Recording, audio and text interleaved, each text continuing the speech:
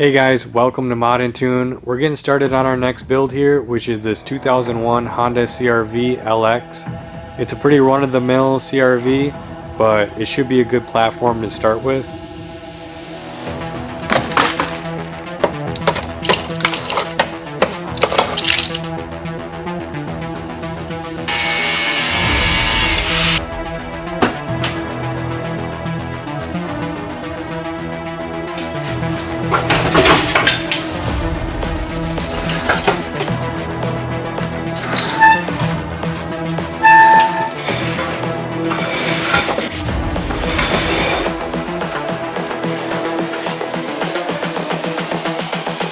This is the future.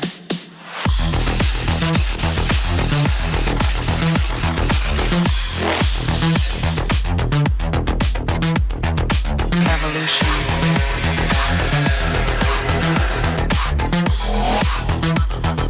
This is the future.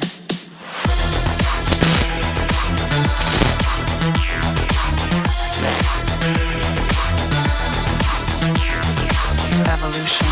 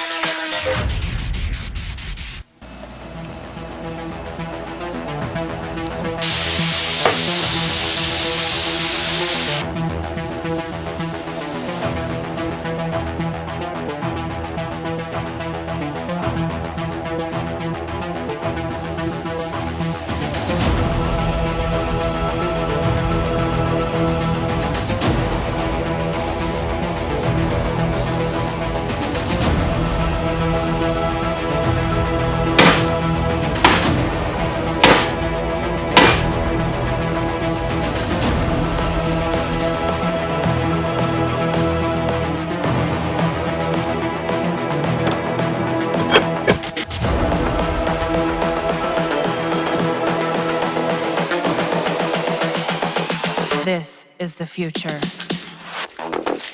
Human error.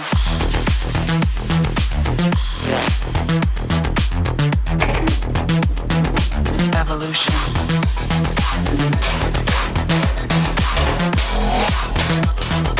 This is the future.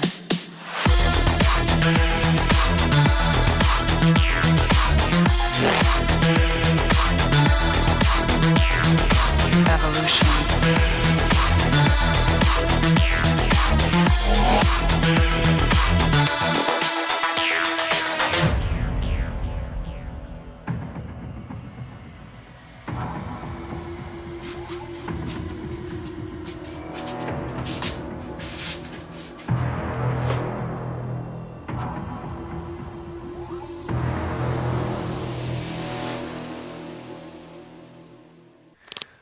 Okay, I have these calipers all taped up and ready for painting, so I just wanted to give you guys a look before I make them all one color.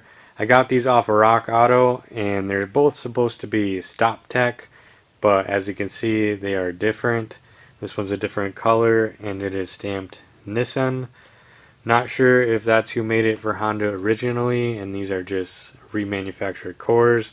I'm not sure, because this one is not stamped Nissan, and they have a little bit different casting to them, so just kind of interesting. And like I've said before, you know, these aftermarket parts is just a hodgepodge of manufacturers and rebranding and relabeling.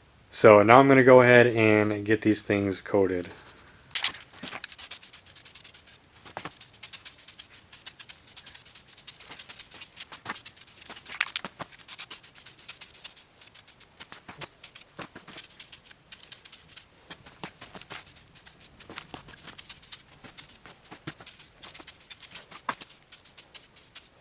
Okay, a little interesting development here. I put those first two coats on, and it's not quite sticking great. I did scuff these up as best I could, and I forgot to prime them, which I wanted to do, but got a little bit carried away. So we're off to a great start here, but I'm going to let these cure up and figure out a game plan going forward.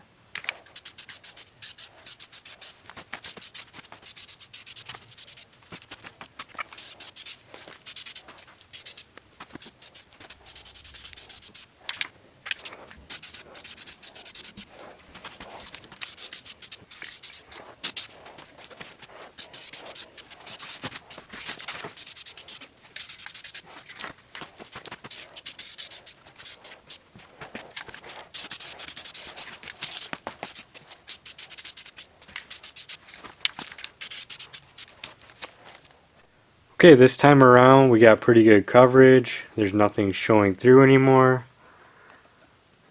So now we are ready for the top coat again. So I'm going to get that done.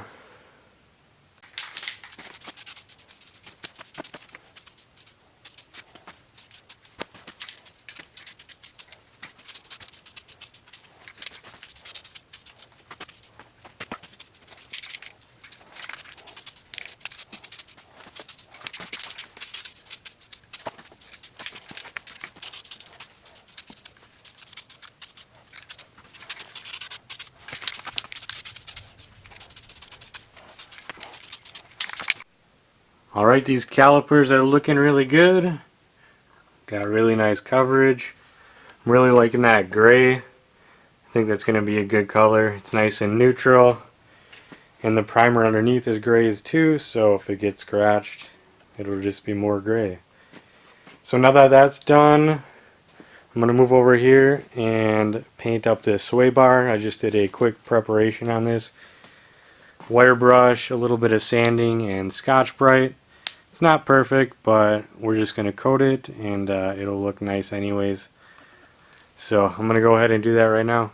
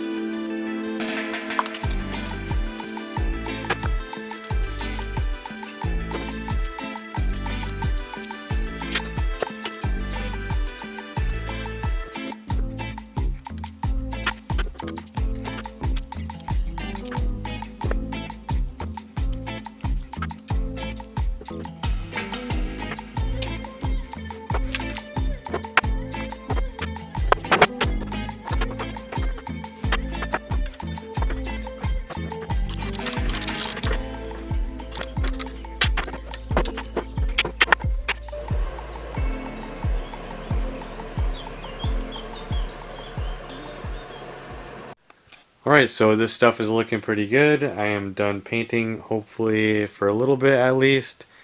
So before I dive into this engine bay and front end area, I'm going to do something a little more satisfying and get these trim places put into place. I was thinking of painting these like a black or satin black, but I'm just going to have the bare plastic and I have them armored up. And I think they look pretty nice, so I'm going to go ahead and get that done.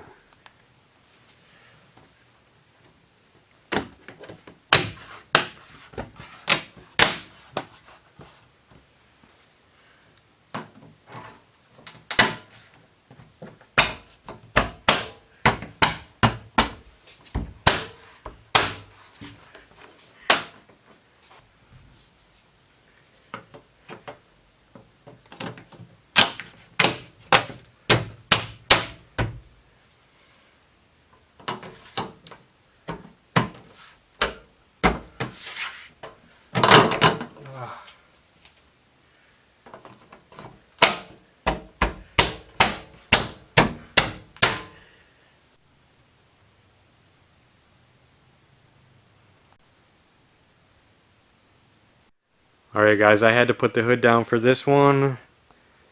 Those moldings look awesome. Changes it way more than I thought it was going to. Starting to look like a normal car now. So we're just gonna keep going. Alright, so moving forward, we have some more work to do in the engine bay. You can see I have all my motor mounts laid out here. And then I have this other little part here. This is the cable bracket. It holds the shifter cables in place, and all I have to go off of is this broken piece, and then I found one picture on eBay, and that is it. Other than that, you can't find any information on this thing anywhere besides right here. So you guys know I love my 3D printer, so I went ahead and printed one out. It took me 3 iterations to get it dialed in just right. This is the first one, and then the second one is slightly different but not strong enough yet, and it broke. And then this is the final version right here. It's very strong. It's got this 3D printed hinge mechanism over here, which is kind of cool. And then that just bolts into place with a captured nut right there. And once it's bolted in, this hinge is not structural at all. It's just to keep the two pieces together. So moving on here, we have these new sway bar end links. These are the sway bar bushing brackets and all of the motor mounts right here. So on Rock Auto, they had a difference between the automatic and manual motor mounts, which is kind of weird to me, because why would they be different, like on the driver's side at least? Because that's the engine side, not the transmission side. But sure enough, I would put these flat, but I'm holding the camera. The automatic one is slightly taller than the manual mount, which puts that would mean the engine is higher, which seems kind of odd to me. So just something kind of interesting for you guys to think about when you're doing these swaps or anything. And then we have all of the OEM mounts, or OEM style mounts here. They're all aftermarket. So with all 5 mounts in place, this thing should be really good and have a nice OEM feel. There is a super Honda boy thing to do where they take windshield sealant and they will actually fill up these crevices here, and that's supposed to give you a stiffer mount. I actually thought about doing it, but having 5 new mounts is going to be more than enough in my opinion. So now we can go ahead and look in the engine bay here, and what I got going on might be a little bit different since you last saw it. Here's the shifter cables, and then that bracket I made is going to bolt to these 2 bolts here, and it's going to kind of hold them up in place where they need to be. And I also got the power steering plumbed, so that was kind of fun.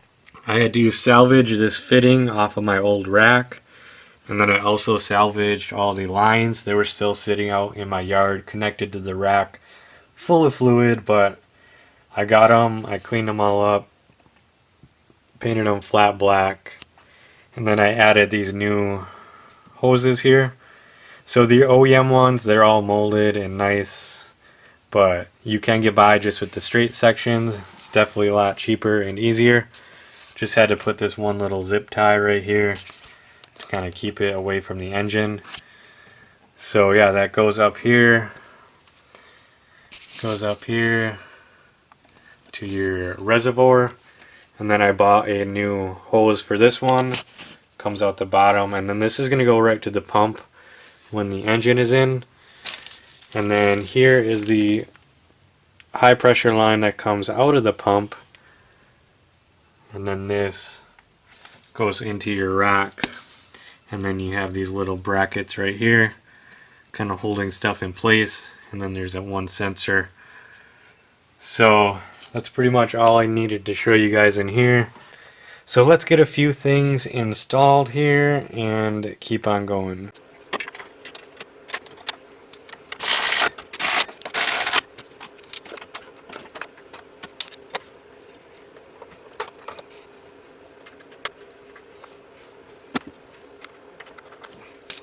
Okay, I have that 3D printed bracket in place. Seems to be working okay. Could it break? Very possibly, but there's really no other alternative, so we'll just run it and then the motor mount is bolted in place right there. Now we're good to go to get this thing up on jack stands and really start getting into it. Alright, I got this thing in the air, and now I'm going to be putting in the front brake lines.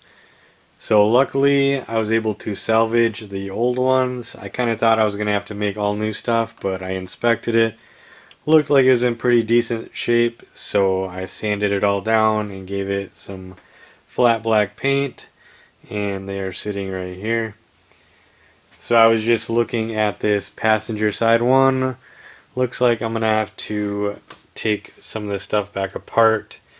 But that's just the realities of working on cars and just something you have to deal with. So I'm going to go ahead and start getting these brake lines in.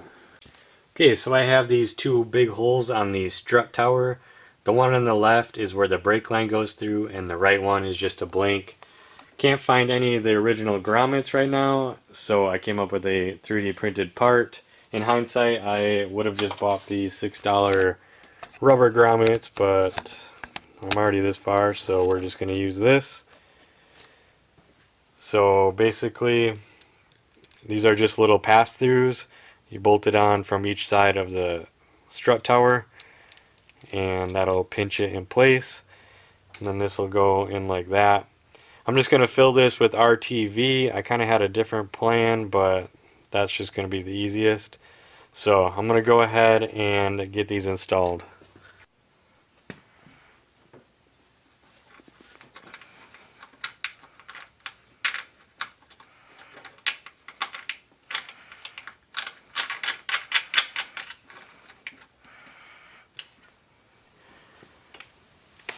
Okay, now that grommet is installed, I'm going to be putting in this flexible brake line. If you notice, there's a flat spot right here. That's got to be clocked a certain direction so it can seat properly. Just like that. And now the retaining clip goes in and locks everything in place.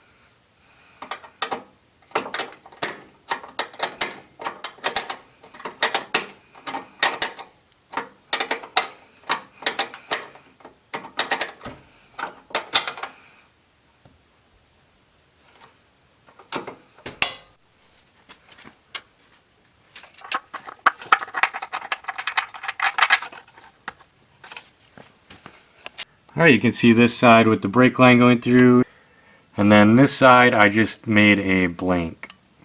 Alright, now we have the front brake line here hanging out of the strut tower. Looks like it got a little bent up just from being handled, so I'm going to go ahead and get that put in place.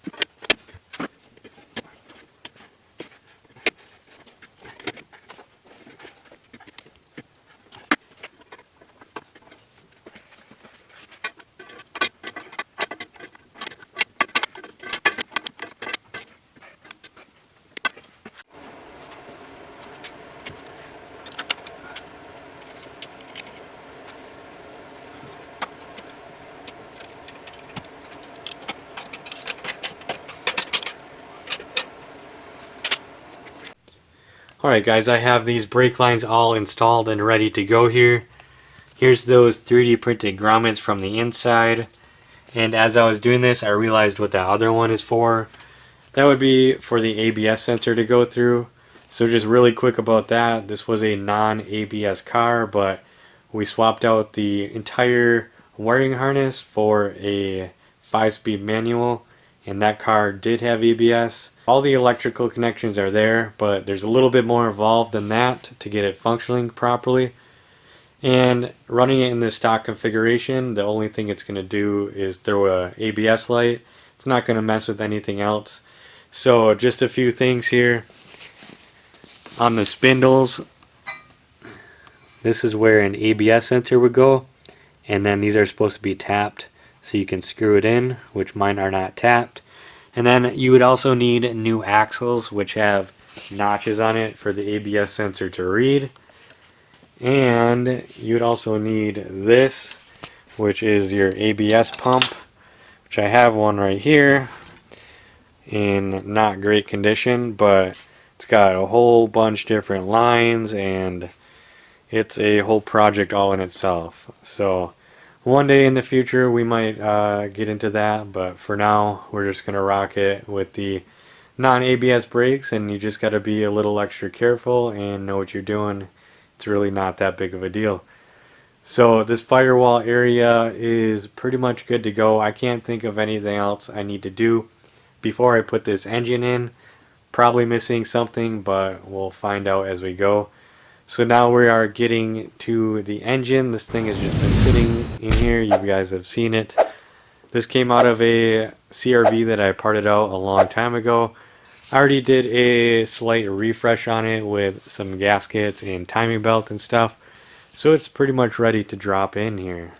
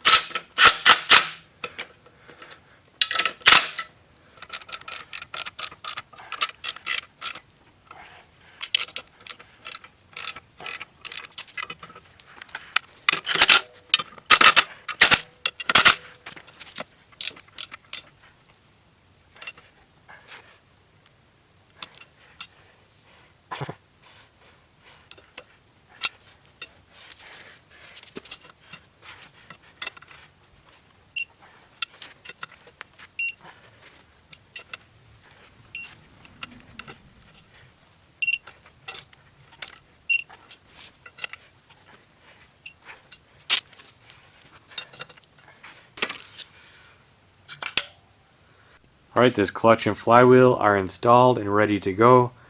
Next, I'll be replacing the throw-up bearing and cleaning up the shifter fork a little bit before I mate the two together.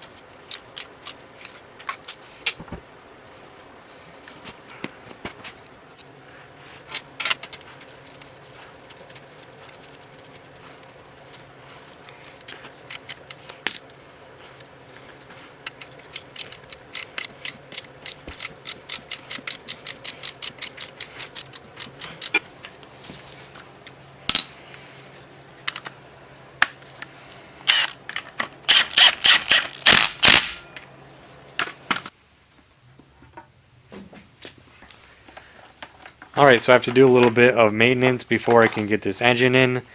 So the number one way to ruin one of these engines is not checking your valve clearances. These exhaust valves can get really tight and cause catastrophic issues. So here's some notes that I took straight from the service manual. If you just want a down and dirty list here. And then the cylinders starting from the cam side here is 1, 2, 3, and 4. Right now it's at top dead center for cylinder number 1. And the clearance on the exhaust side is supposed to be 0.18 millimeters, which I have right here. So this should just slide in no problem, just with like a little bit of drag. And as you can see, I can't even get it in at all. So those are too tight. So I'm going to crack these loose.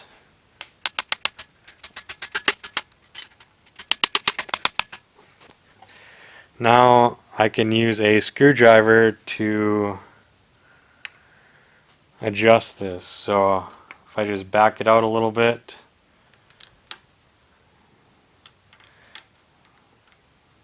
snug it up. So got it pretty much perfect on the first try here.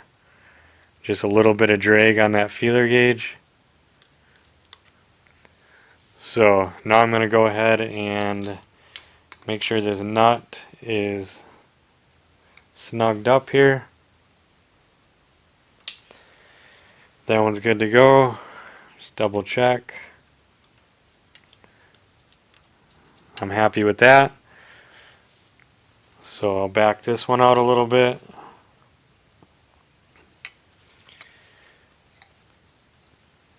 Check it. Probably a little loose. See, that's probably pretty good right there. Now to tighten it up.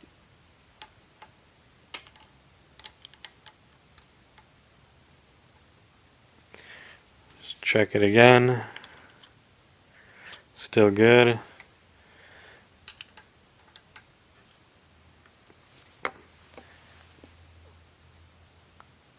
And good and snug. So the exhaust side is done. Check our feelers one more time. Feels good. This one's good too. So now the intake side, this is a 0.1 millimeter feeler. And these are alright. This one is good. Yeah, both of these feel really good. So I don't even have to mess with that side. So now I'm going to turn the crankshaft 180 degrees, which then is going to turn the camshafts 90 degrees. So let's go ahead and do that.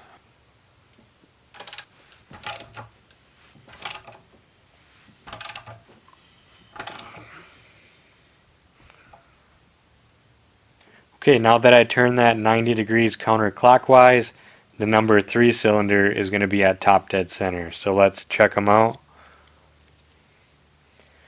Do the 0.18. Can't fit it in. This one's not too bad, but this side does not fit. And then just a quick point, when you're spinning this, it doesn't need to be like perfect as long as you're off the lobe. And the lobe is just this raised part here, you're fine. So now I'm going to go ahead and get this cracked here.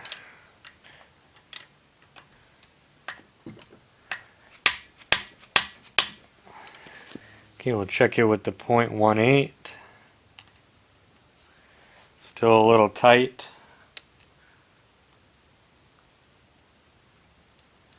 Alright.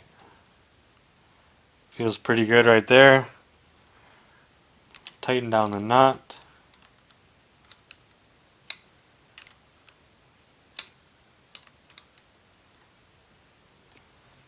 Just check it really quick before I tighten it all the way. Feels perfect.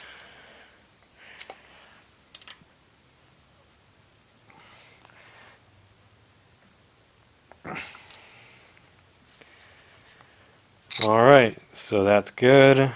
This side we already said is good. Now the 0.1. Goes in nicely, maybe a little loose, but should be within tolerance. You really just want to avoid being too tight. So I'm not going to mess with those. Now I'm going to turn it another 90 degrees.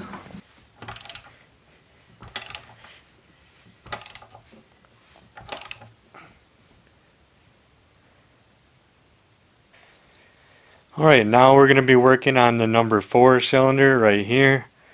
I have the 0.18. Fits in, but it's really tight. And this is probably just like a hair too tight as well. So let's crack those open.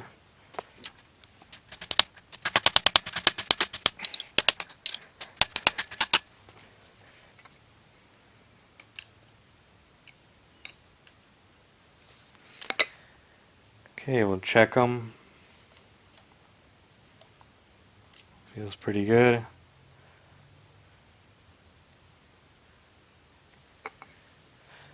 Loosen it up a little bit.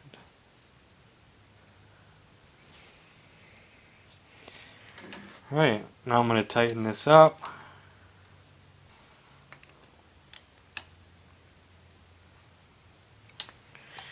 Check it one more time.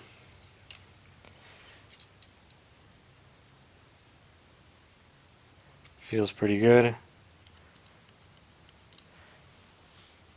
That one feels good too. So we'll go ahead and tighten this down.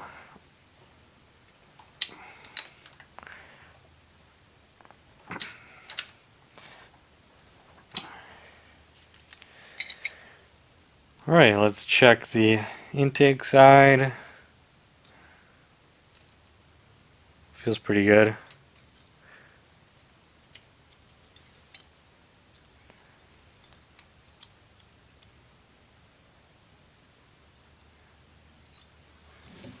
Okay, that one feels a little loose, but I have this 0.13 here. We're just going to try that one. Okay, 0.13 goes in, and that actually goes in both sides, so that's over tolerance. So we're going to have to tighten those ones a little bit.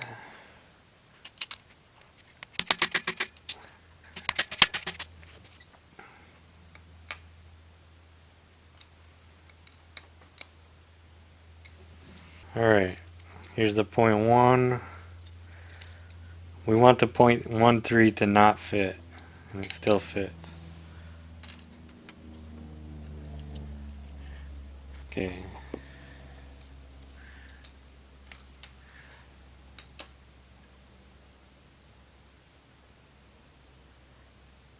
Alright, that's pretty good right there. Okay, that's good.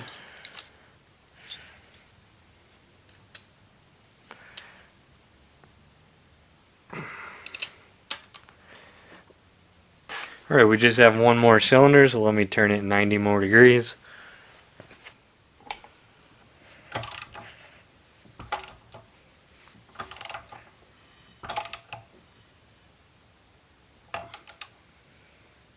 Alright, last but not least, cylinder 2, which is right here. So let's check the 0.18. So the outside feels pretty good. And then this side, too tight. So let's...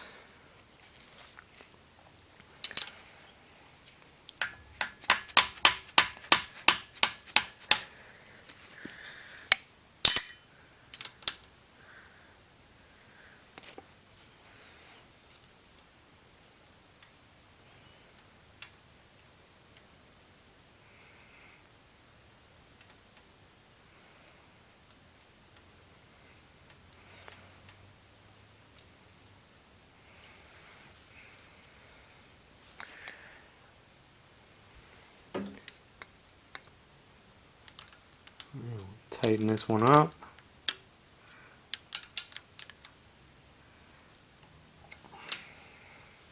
And here's a 0.20. We'll just check that out. 2.0 still fits.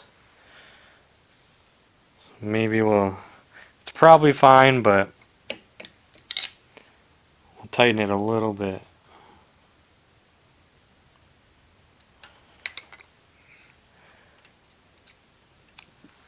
I'd say that's pretty good.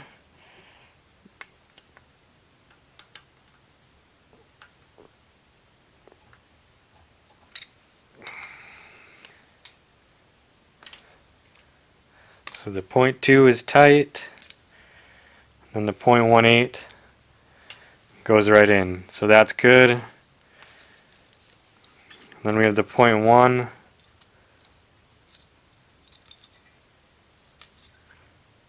So this one, it's really nice to have that bigger one because it's kind of hard to tell, but she's pretty sloppy still. 0.13 goes in no problem, so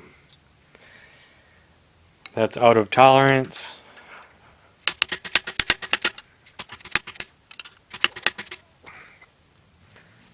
So we're tightening these up a little bit. So 0.13 doesn't fit. 0.1 doesn't fit either. So that's pretty good right there. Okay, 0.13 doesn't go in. 0.1 goes in.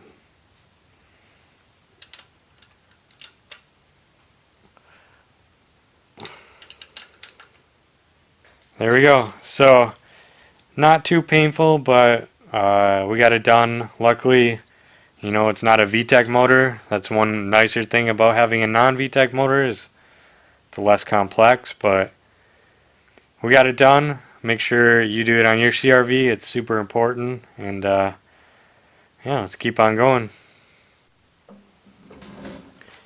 Alright, while we're in here, I might as well change out these spark plugs.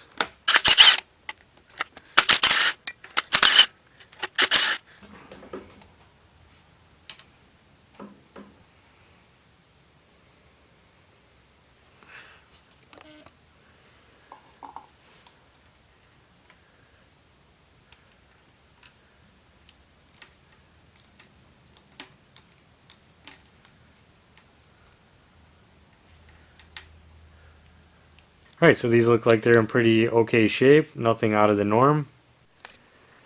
Alright, I'm going to be replacing these spark plugs with some MGKs. So these are the new ones. I'll have to check the gaps on these.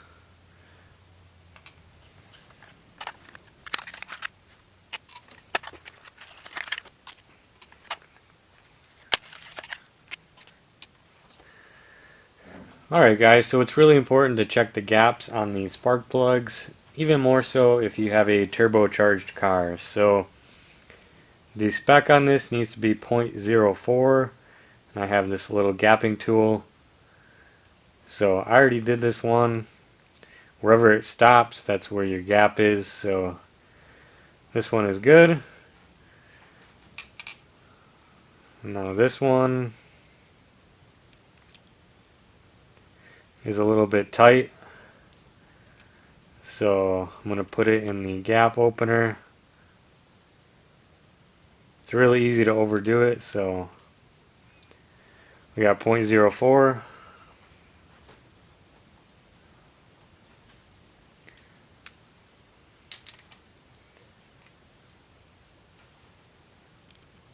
Alright, this one's a little tight, just like the rest have been.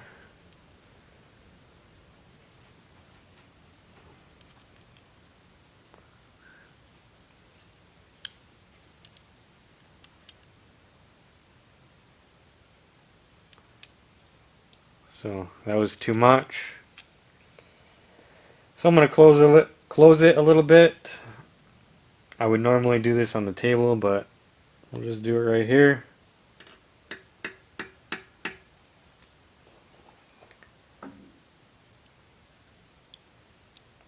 And it's too tight again.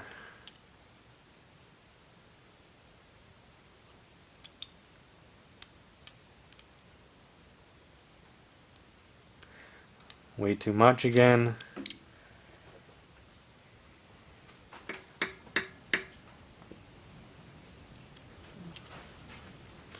Alright, this one is good to go. Check the final one. Too tight. So it's pretty hard to tell if you do too much. Alright, this one is good to go. Alright, now I'm going to go ahead and put these in.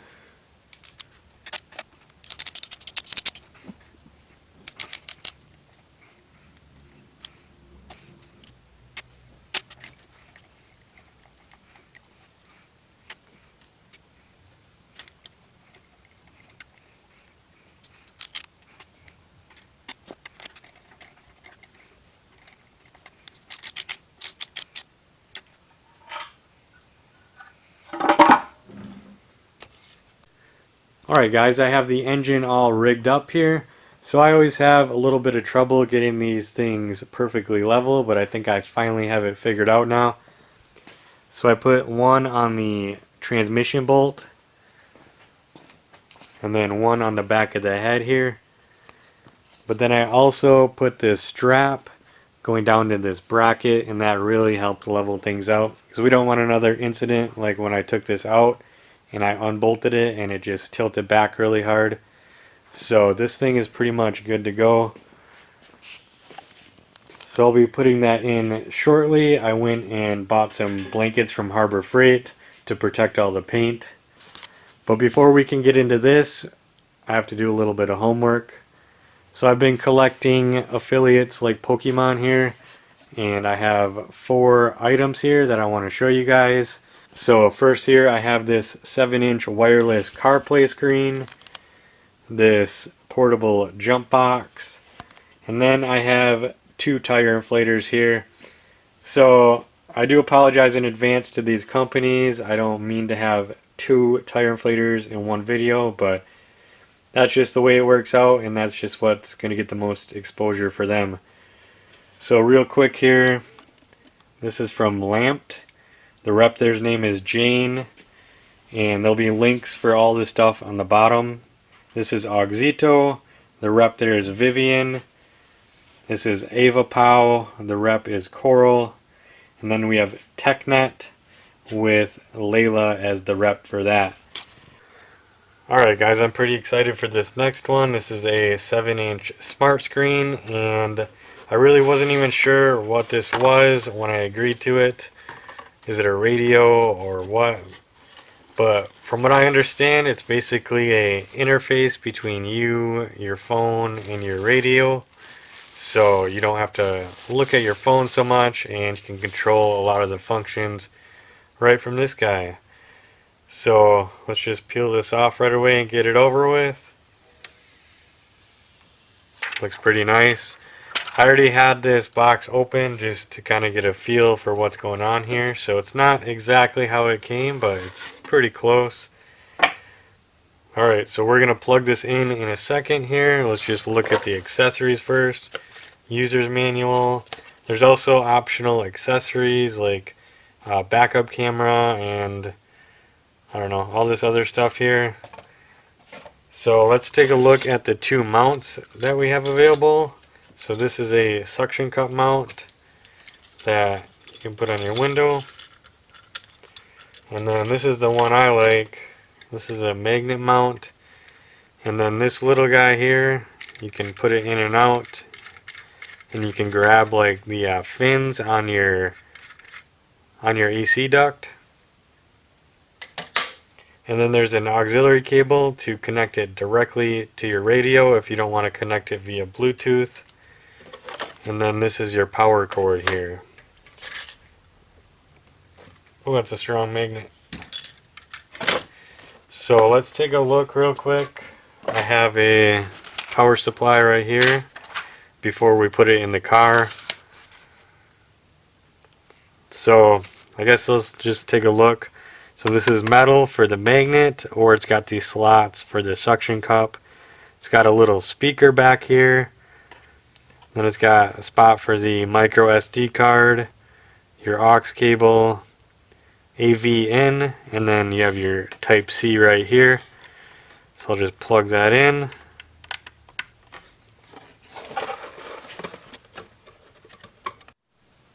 Actually, let's take a look at it in the car, and for demonstration I'm going to be using my daily driver here, the WRX wagon. Let's go ahead and check this thing out. Okay, I'm quickly going to go over the features of this device. I have the mount already attached to the vent, and it's plugged into the cigarette lighter here. So this just connects like that. I'm going to turn the car on, and it's going to start to boot up.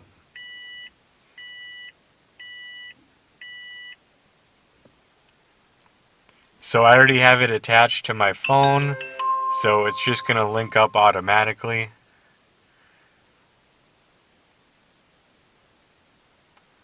Alright, now it's connected to my phone, and you get a bunch of different options here. To get back to that original interface, you just hit Smart Screen. And then first thing I'll show you is changing it to portrait. We're going to do that right now, and it's just got to kind of reboot. And that's going to flip the screen this direction.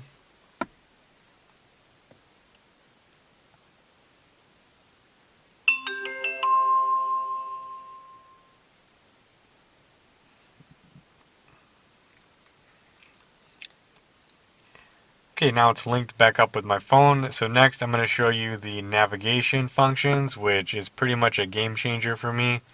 I'm going to have to blur this out, but we have a full-size map right here. So we'll go back. Next up, I'm going to play a little bit of music, some non-copyrighted music off the YouTube Studio. And to get to any of the audio outputs, you just hit Now Playing. That's going to bring you to whatever is playing.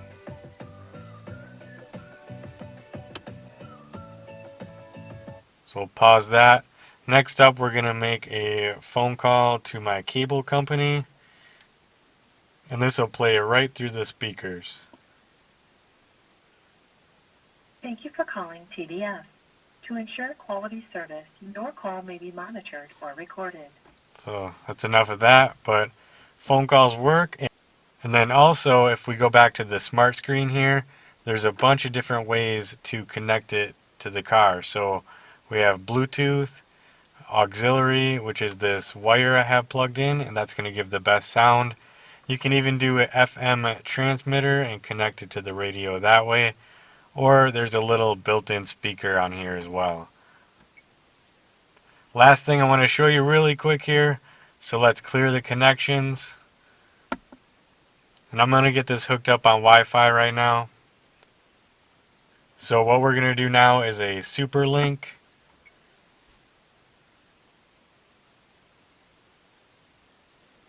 I downloaded the app on my phone, and then I can connect it directly using a Wi-Fi signal.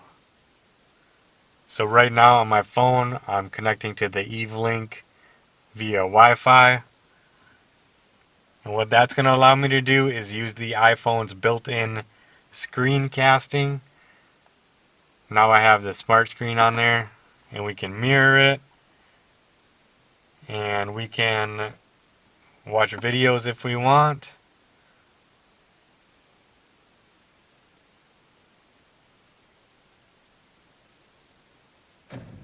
This is a bone stock 2001 Honda CR-V that I impulse bought. That's pretty sweet. Having 6 cars out. So I'm going to go ahead and stop casting that. And we're right back to our other screen. Overall, this thing is super handy. I wasn't quite sure what to expect, but for only 60 bucks, it's quite the upgrade to your old stereo without having to buy an expensive unit. So definitely check out the link below, and that's that. Alright, next up is this Auxito jump pack. So the one thing I haven't gotten over the years is a jump pack, even though I could have used one many times. I've definitely looked at them and almost bought them. And I finally have one now, so I'm excited to check this one out and see how it functions. definitely a lot smaller than they used to be. I already opened up this package once just to charge it and get a feel of things, so it's not exactly how it came, but it's pretty close. So we have some leads here, a carrying case, and a charger, USB-C style. And then this just plugs in to this little port here. Just like that. So I'm just going to go over some features really quick. So this is suitable for multiple scenarios like power outages, emergencies, hurricanes, home, and hiking. It's 12 volts. It can do up to 40 starts, and you can even do bigger motors like 7-liter gas motors or big diesels. It's very lightweight and compact.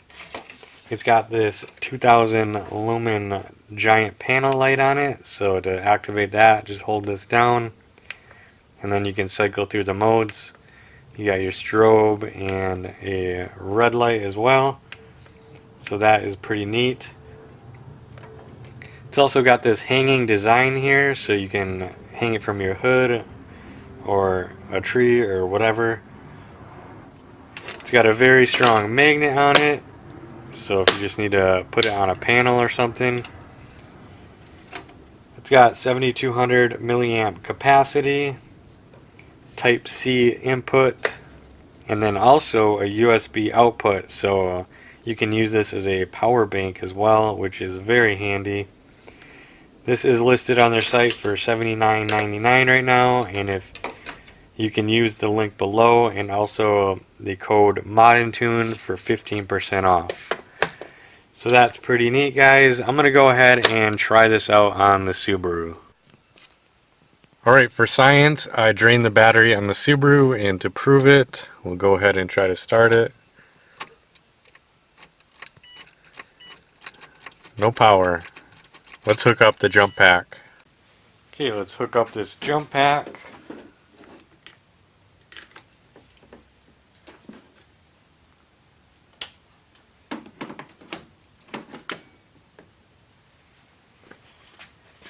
Now I'm going to go ahead and try to start the car.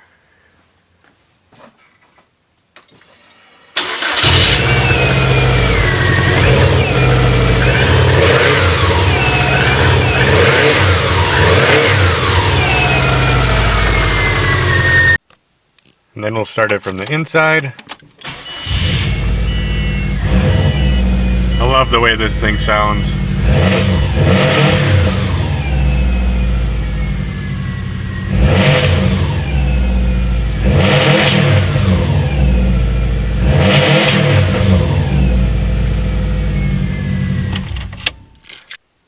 There we go, guys. It's a pretty solid jump pack if you ask me. So check it out in the link below. We're gonna just be doing the tire inflators right now, and I'm not going to be putting them in competition or anything. I'm just going to be laying out what all their functions and everything, and you guys can decide which one you like better. So let's get set up to unbox these. Alright, the first product is the TechNet Smart Electric Pump. I did already open these up once so I could get them fully charged. So they aren't exactly as they came, but they're pretty close. So open it up. And then this is it right here. It's a nice little unit. I remember I had one of these back in the day and it was like a lot bigger. So pretty cool to see the technology advance. We're just going to take care of this stuff right away. That's the only one. And then it has a charging port. So I just have some notes written down right here that I'll go over. Alright guys, so these are fast inflation 20,000 milliamp hour rechargeable battery. Compact and portable. There's 4 presets on here for cars, motorcycles, bicycles, and sports balls. It has a digital LCD screen. And it also is a multifunction emergency tool with 3 LED light modes, and it also has that 5 volt 2 amp USB port for charging. This is on Amazon for $59.99. And then I'll just give you a look at the accessories here real quick. It's just a little carrying case. And this is to put on your tire. So, looking good. Alright, now we have the vipcar portable tire inflator. So let's open this up. This one has a pretty nice carrying case here. And then it looks like this. So let's just get this plastic off right away. So pretty nice. Got some buttons here. And these are all Type-C chargeable, just like your cell phones. And this. So I jotted down a few features for this one as well. We got hands-free inflation with a high pressure push lock on here so it doesn't come off. It's got intelligent pressure control and auto shut off depending on what setting you put it at. This one is 8,000 milliamp hours. It also has the 4 presets for cars, motorcycles, bikes, and sports balls. And this one is also an emergency tool with 3 light modes and smart device charging, coming in at a whopping 1.2 pounds. And this one is $89.99 at Amazon. So pretty nice, guys, but we have to test these things out. Alright guys, first thing we need is some flat tires.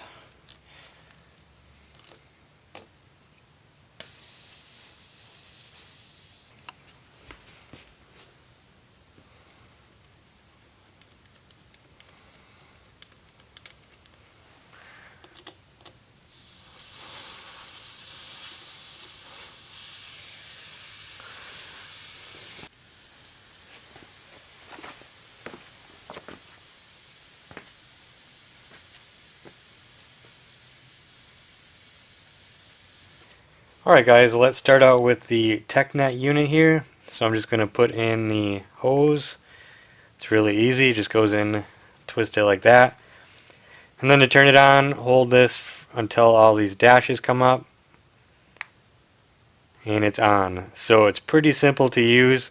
This is going to be your target pressure here. So I'm going to set that to 40 psi. And you also have the option for different units here. By holding down this button, I'm not going to do it because then I'd have to cycle through them all. And this button also will change if you're doing like a bike or a ball or something. So we have it set to car. We have a full charge here. Oh yeah, here's the light function, strobe. So this thing should be ready to go. I'm going to put it in here. And another nice thing is once you put it in, it reads the pressure.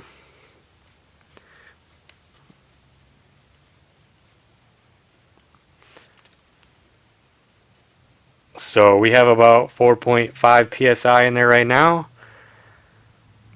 I am just going to turn it on and let it pump up. Oh, I just turned it off.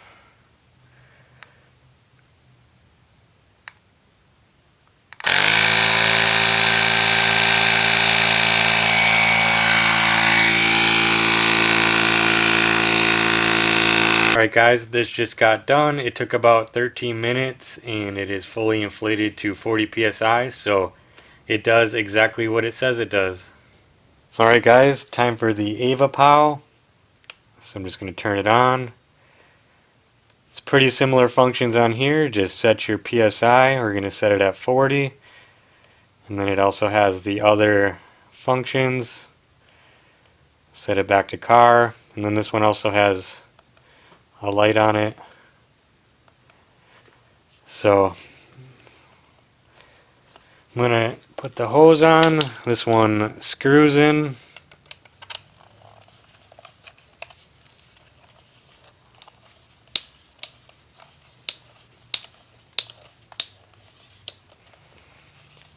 Alright, so this one has a different type of lock.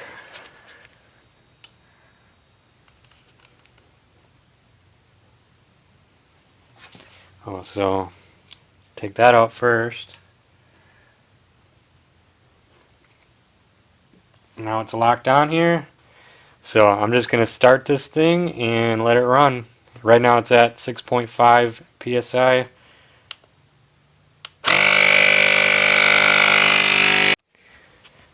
Alright guys, this just got done. It's at 40 psi. It took about the same amount of time and it's good to go. So it does what it says. Alright guys, I hope you enjoyed the Tire Inflater demonstration. These are both excellent products that do exactly what they say. I would be happy with either one of them, and thanks to TechNet and AvaPow for sending them to me. The links are going to be below in the description. These are affiliates, so by using that link I get a small cut, so it is much appreciated. So now that that is done, we have some business to take care of, and we have to get this engine installed.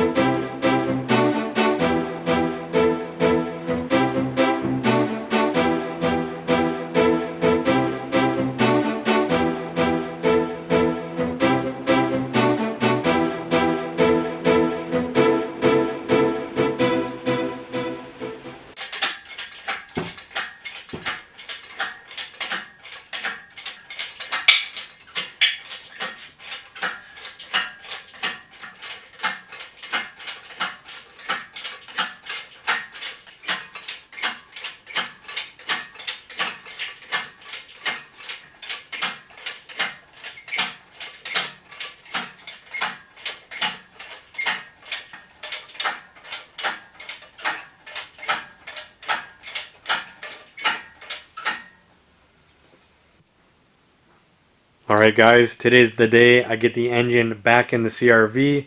I have the hood in the service position. I have all the motor mounts bolted in place and ready to go. Engine is on the hoist here, so let's go ahead and take a closer look at this. This is not the original engine that's over there in the corner. This came out of the same car I got that 5-speed wiring harness out of. And I already did a slight refresh on it, changing out most of the gaskets and the timing belt, and just generally cleaning it up a bit. This is the B20 Z2 engine, which has a bump in horsepower over the earlier models, and you need every bit you can get with these cars. And from my understanding, is the transfer case is also a little bit beefier as well. Anyways guys, there ain't nothing left to it but to do it. I'm going to go ahead and get this engine installed.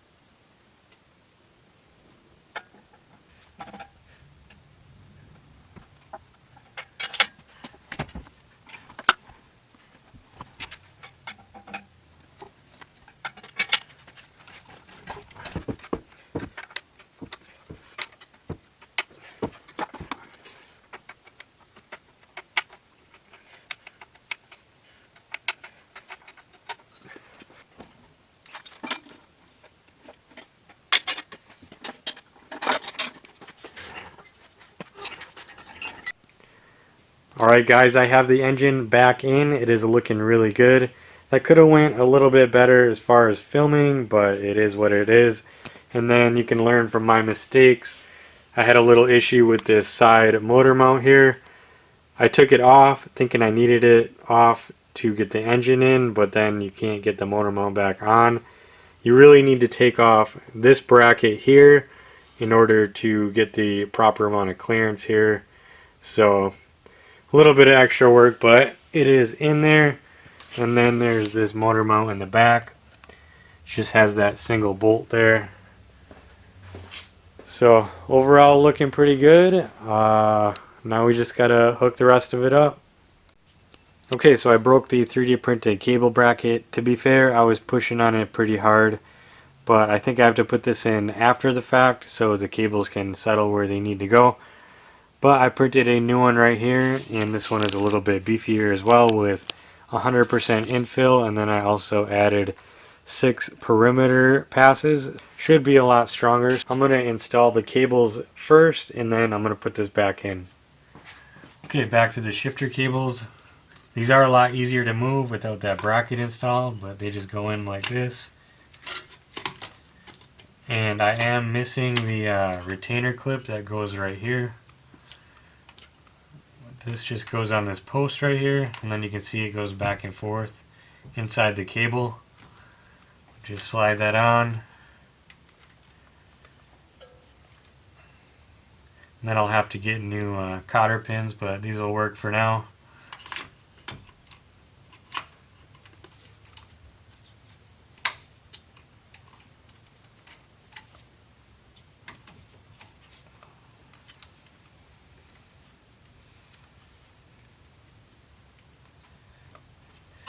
But those are good to go. I'll just have to get those clips. Alright, I got that new bracket installed. Definitely needs a little bit of refinement. It's under a lot of tension, but seems to be doing the job for now. Alright, next up I'm going to be installing these heater core coolant hoses. I opted just to go for straight sections instead of buying the molded pieces. Hopefully it works out fine. And then there's just this little valve here that has to be installed. So there's a mechanical linkage that closes and opens this. So that's pretty neat. And then I'm not sponsored, but these are the rubber hoses that I use. Brand called Evil Energy.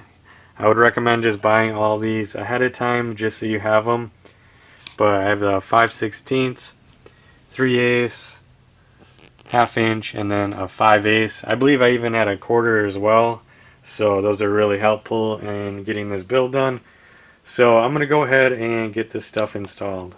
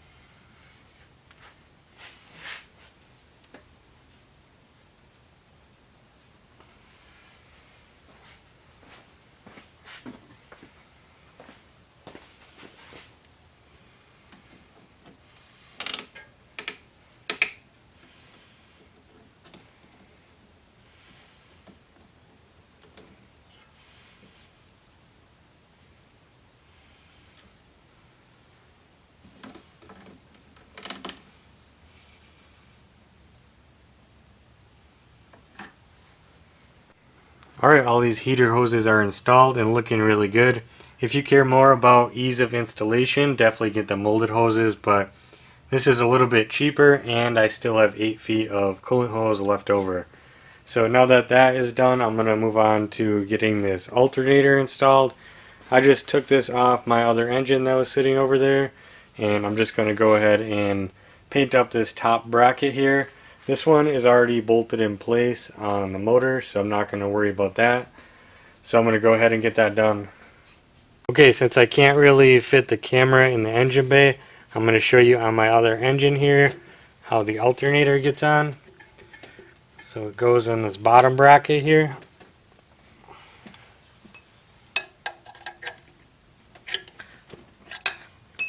And then there's this square headed bolt here that fits in. And then this pivots up to the top bracket.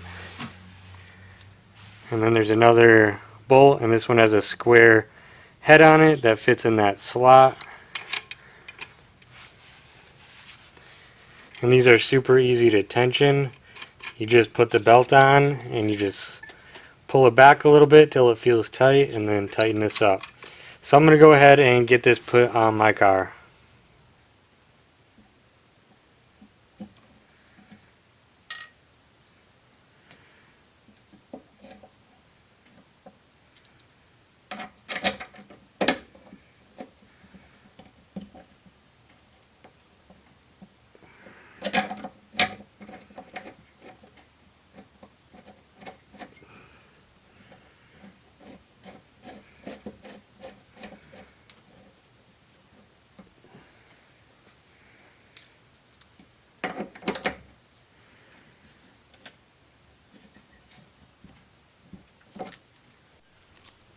Alright guys, we're making progress on the CRV. I have that main engine harness ran. I already went ahead and plugged a lot of it in.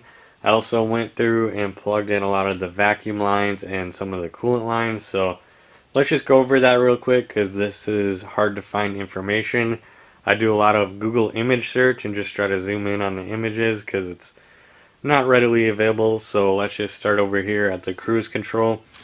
So this has one vacuum line coming out of it, or the side down there, and then it tees off into this little box, and then one part goes into the back of the intake manifold. The brake booster has a vacuum line that also goes right next to it. And then this is the fuel evap slash return line. It's got one going to the intake manifold coming off the fuel rail here, and then the other one going back to the gas tank with that hard line we already ran. And then here's the PCV, just goes from here to there.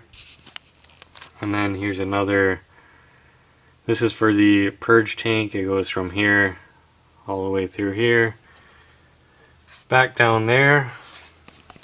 And then we got the fuel line installed as well.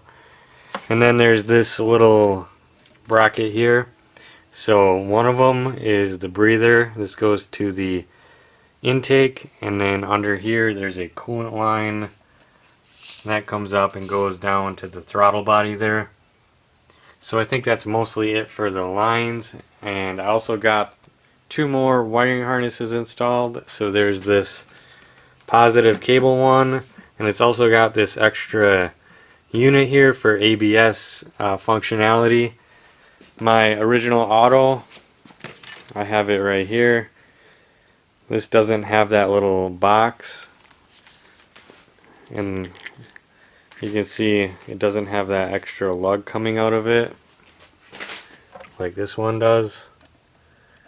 So that's power for this little box, and we're not running ABS obviously, but we'll have that in there so everything works good.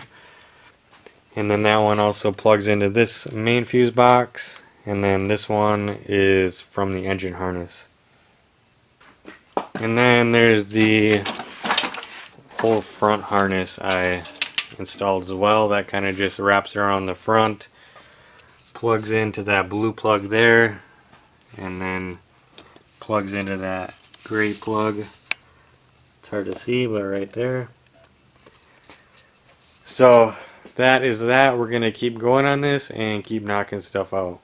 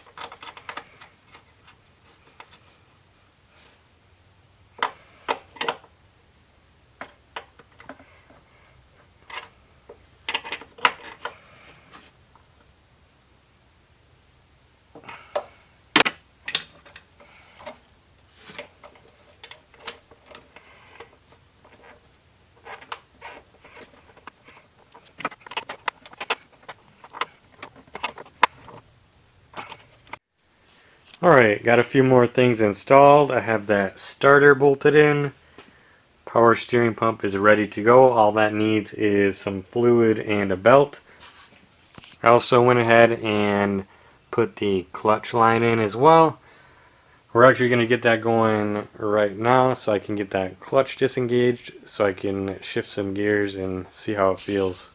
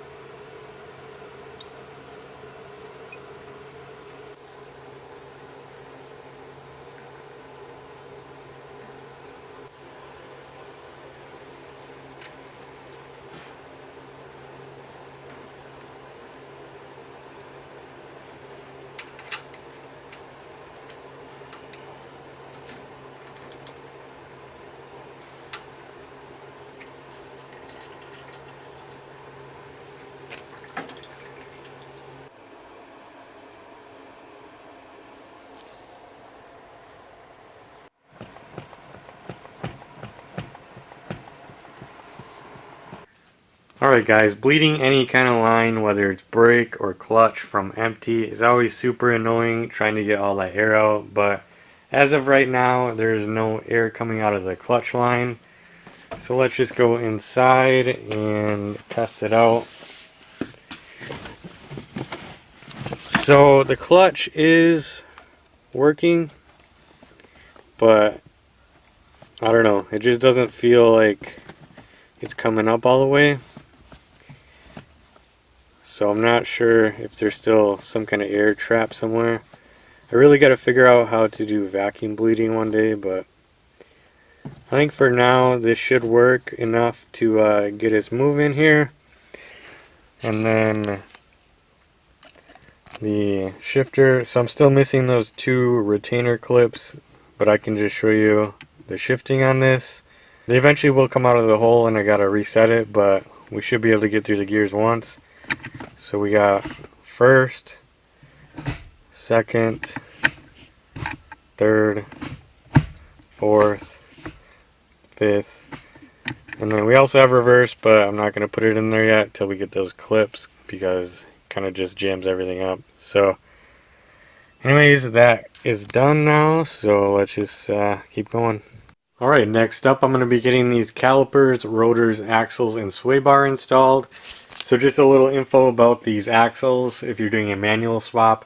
The driver's side, we can reuse that, but the passenger side, we need a manual specific one. So I have this one right here, and in the spirit of buying all the cheapest parts possible, this was the cheapest one I could find at $70. And you can see these have the ABS ring on them, which can be used in a ABS or non-ABS car. I already went ahead and got the CRV on jack stands here, so let's go ahead and get it done.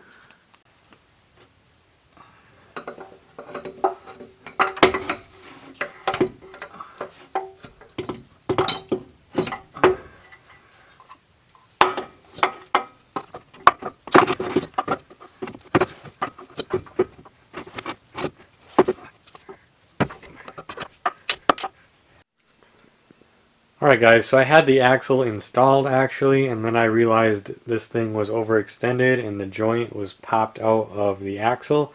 So I guess I'll just take this as a little lesson. I've never really been inside a CV before.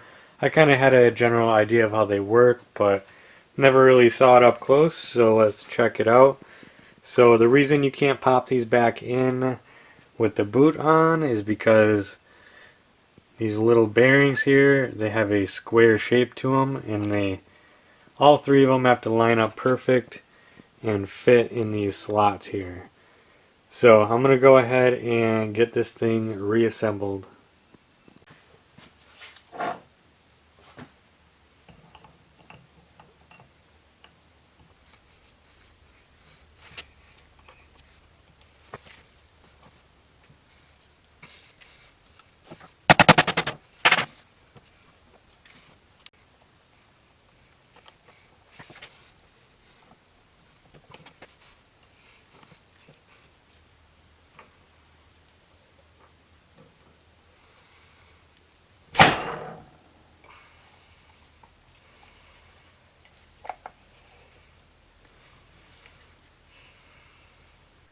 Okay, that was interesting to say the least. I finally got that back together. They have to be just right in order for those little bearings to slide in where they need to go.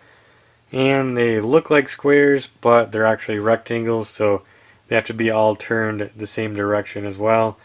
Everything is covered in grease, so I'm going to get this cleaned up and reinstalled into the car. Alright, this thing is cleaned up and ready to go back in. I just wanted to point out that I was able to reuse the boot strap. It's always nice when you don't have to buy extra things. So this is ready to go back in.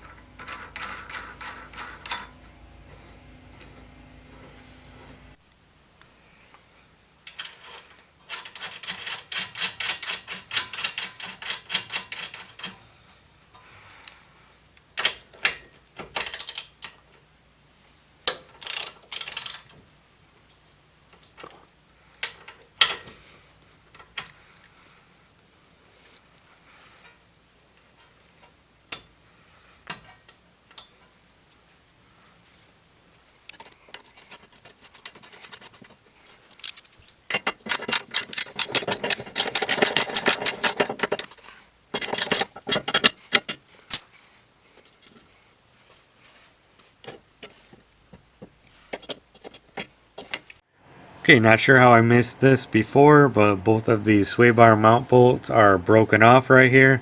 I'm going to try to extract them, but if I can't get it, we're just going to move on. Well, I'm not even sure why I attempted this. I knew this was going to happen. The extractor broke off and I can't get that out. So we're going to be running without a front sway bar for a little bit at least. So I'm going to move on to the brakes now.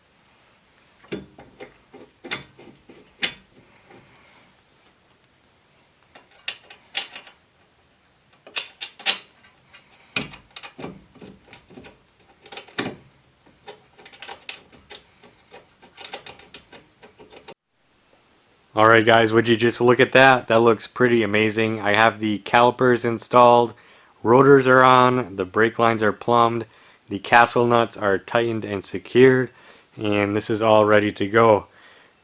So as much as I'd like to get this radiator in and get this engine running, I'm going to get these brakes bled first, so that's one less thing I have to worry about later. So I'm going to go ahead and get that done.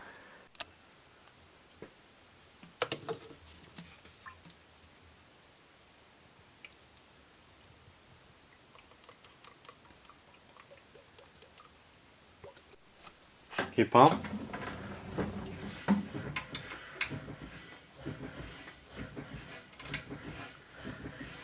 Okay, hold it.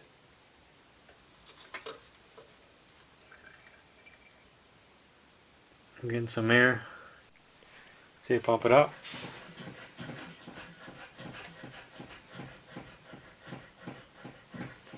Okay. Pump.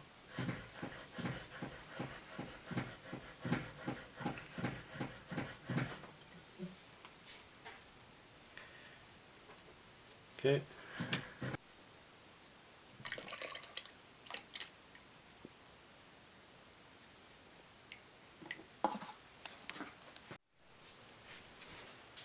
Alright, pump it up.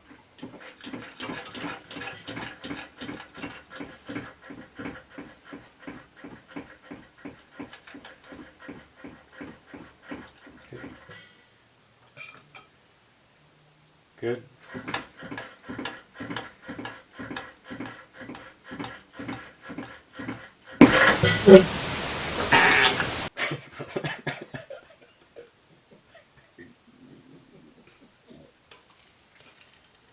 Okay, pump it up.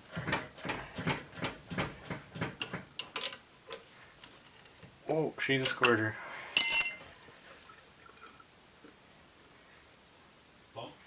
Yeah, pump it up.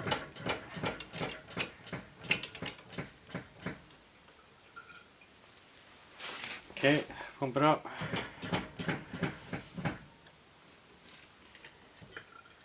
Okay, pump it up.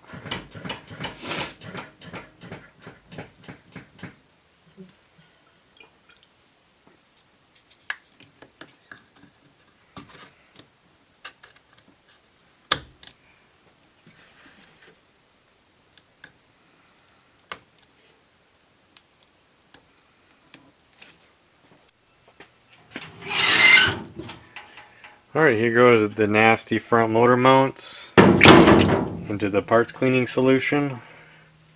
We'll let those soak overnight. Alright, this stuff has been soaking in here overnight. I'm going to pull it out.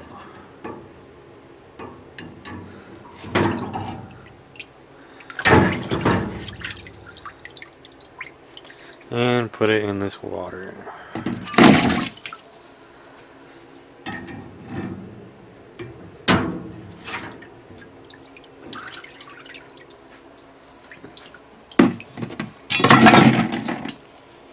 Then I also have the 2 radiator brackets as well.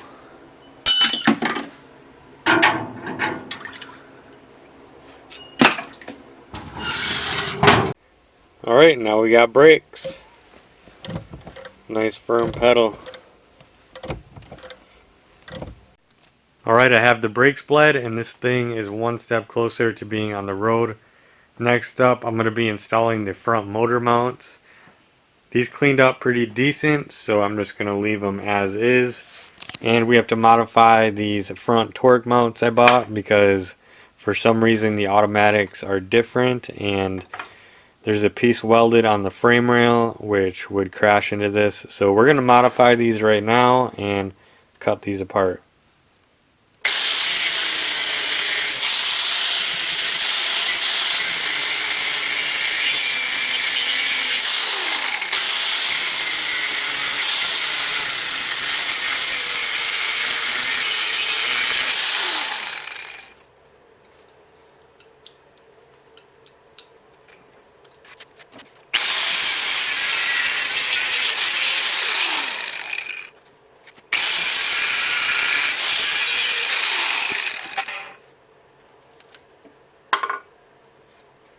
Alright, these front motor mounts are cleaned and modified. I have all the fasteners right here ready to go, so let's get these installed. Alright, just for reference, this is what I've been talking about. This piece of metal here is spot welded onto the frame, which is apparently only an automatic thing. So you can see that's why I had to cut that out.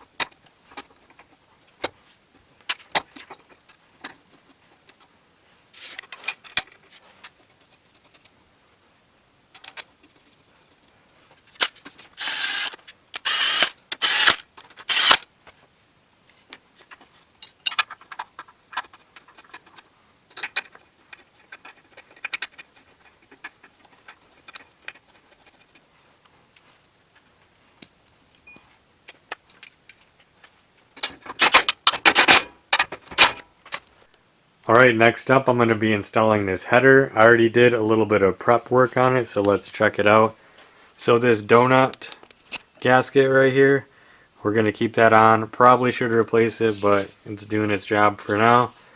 And then I had to cut off the bolts that were rusted in there for the flange. So that's good to go now. And then I removed this O2 sensor because it's a lot easier now than when it's in the car. It was very hard to get out. I had to use my crow's foot here. And these are made for O2 sensors.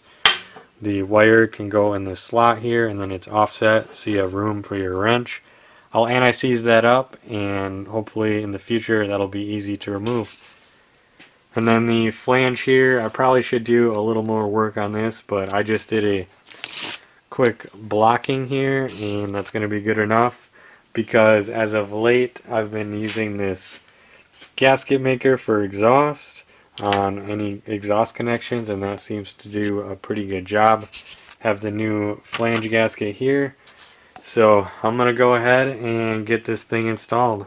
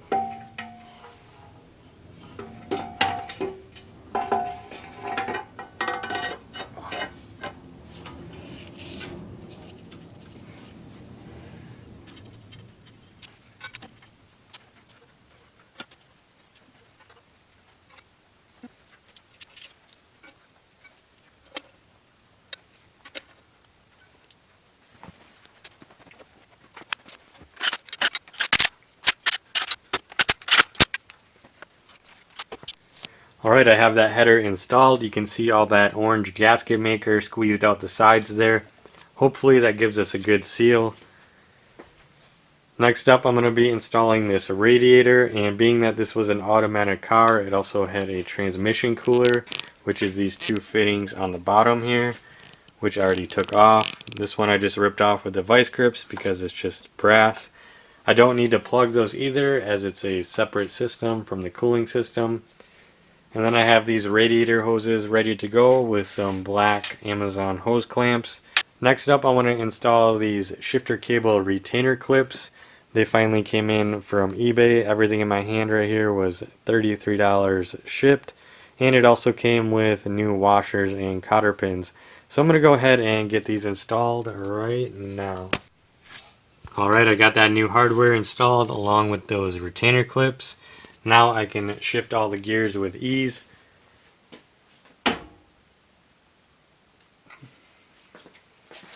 And then I go do the thing I was specifically not trying to do and chip this. Ugh.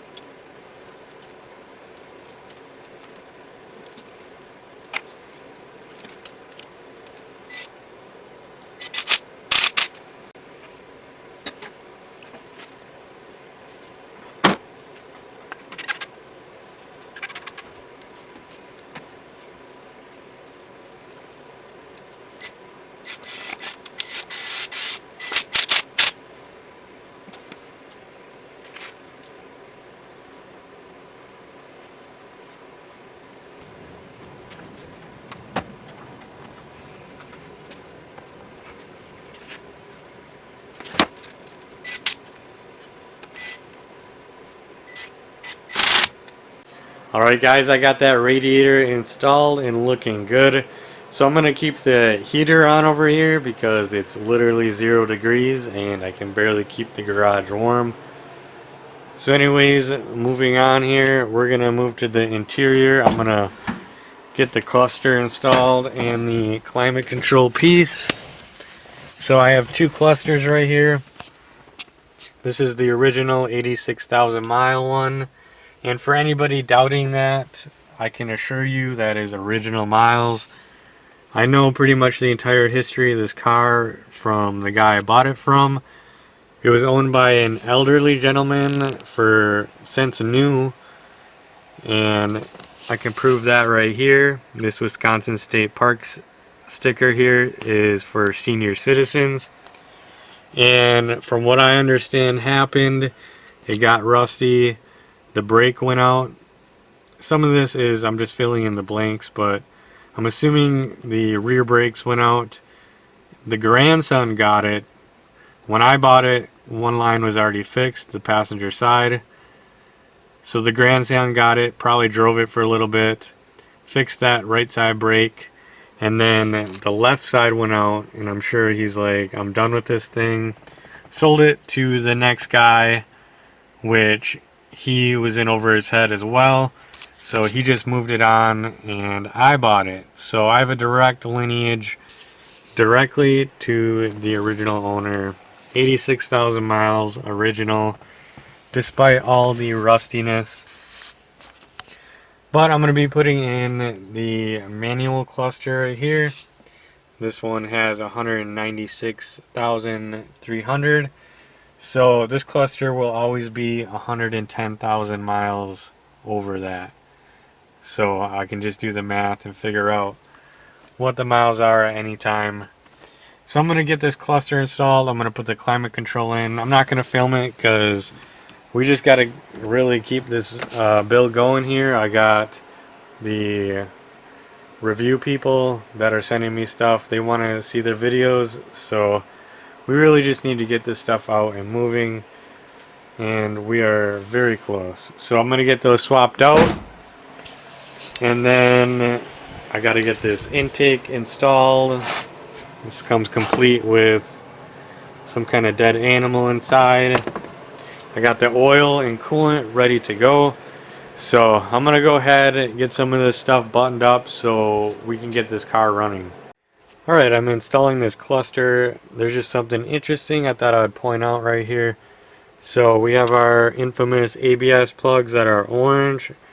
I was like, how can I not find the spot on here to plug it in? Well, this cluster came from the same car I got that manual transmission from.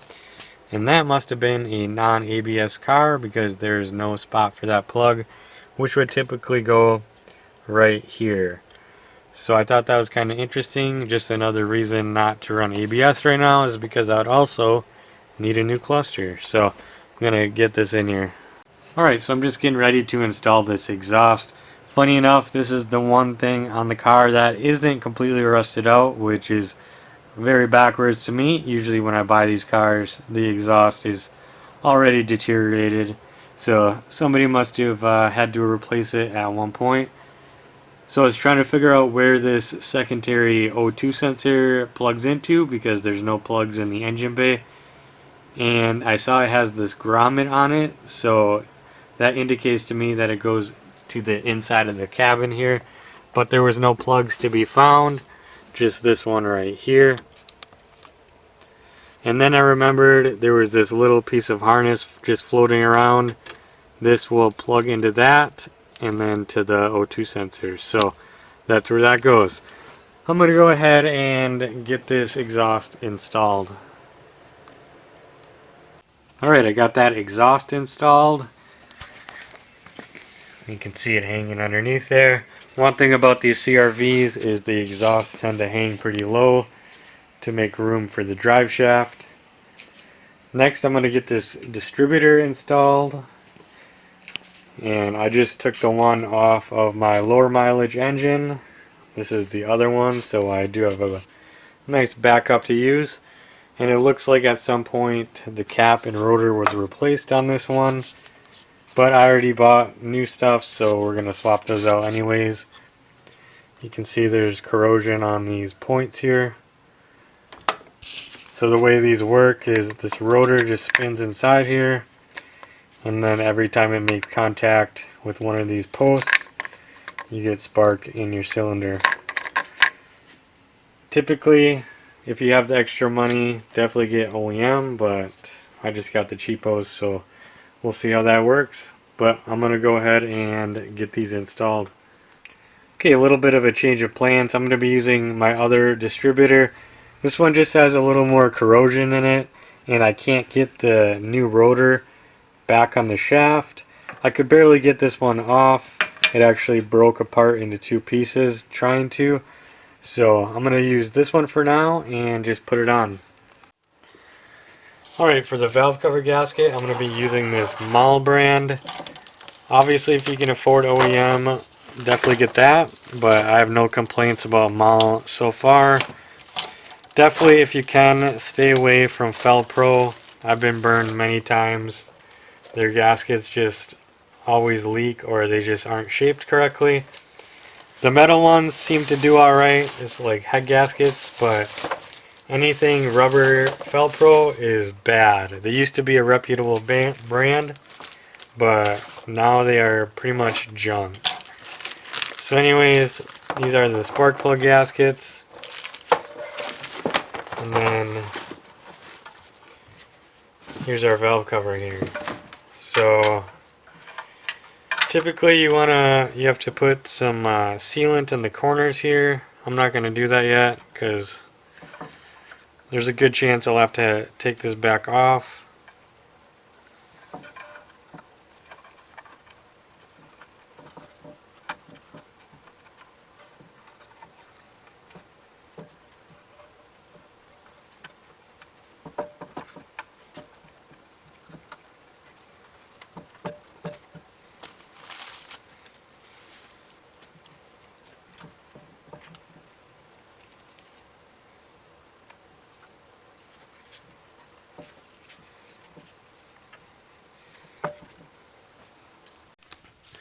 Alright, next up I'm going to get this intake installed. I already got it cleaned up. There was a bunch of dead baby squirrels in it, which was pretty gross, but it should be good to go now.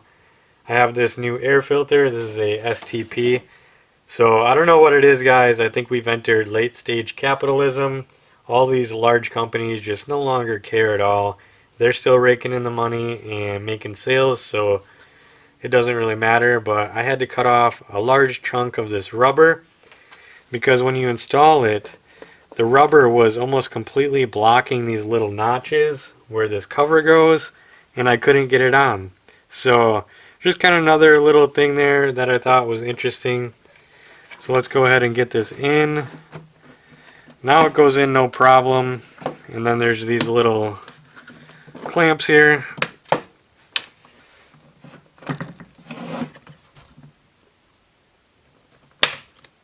Now it's good to go. So I'm going to go ahead and get this thing installed.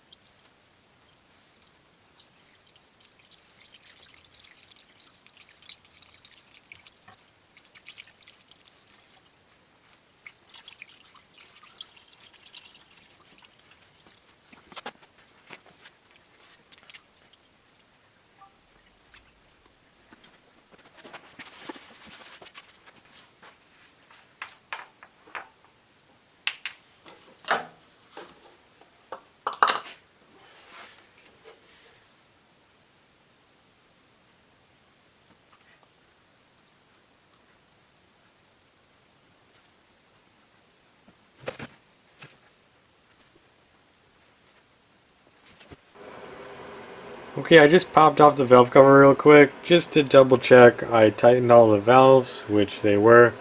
And I figure while I'm in here, we'll pour a little oil directly on the cams.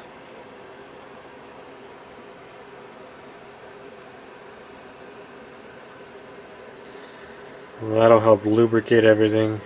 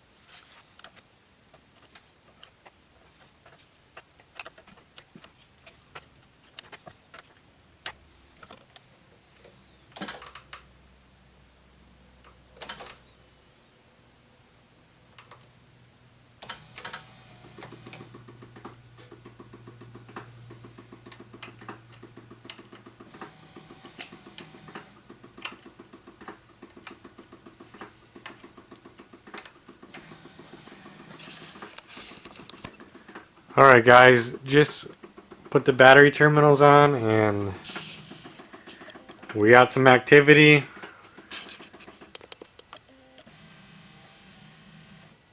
Okay, the one went away. What is this other noise?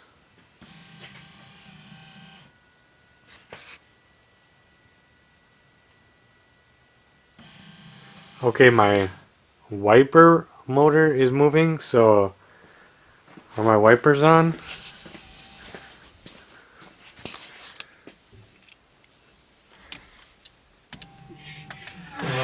Oh, okay, that was the rear one. Okay, the wipers were on.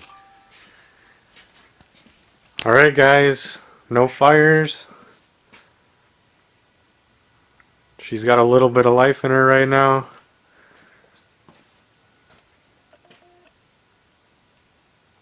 Crazy.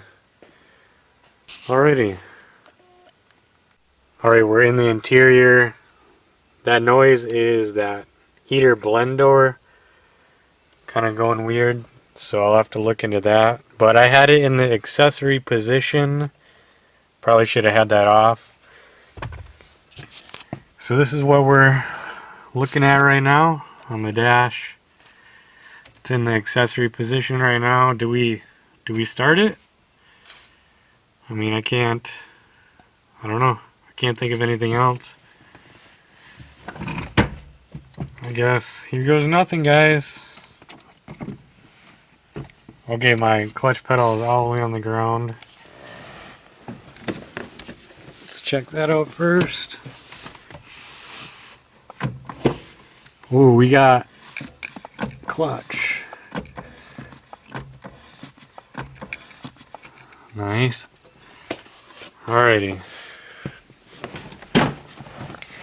First attempt to... Okay, clutch is on the ground again. Alright guys, let's just see what happens.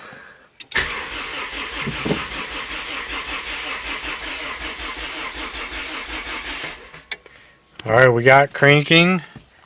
There's probably zero fuel up there, so one of the things about starting these for the first time, you kind of just got to hold down the gas pedal for quite a while to try to get that up there. So let's try again.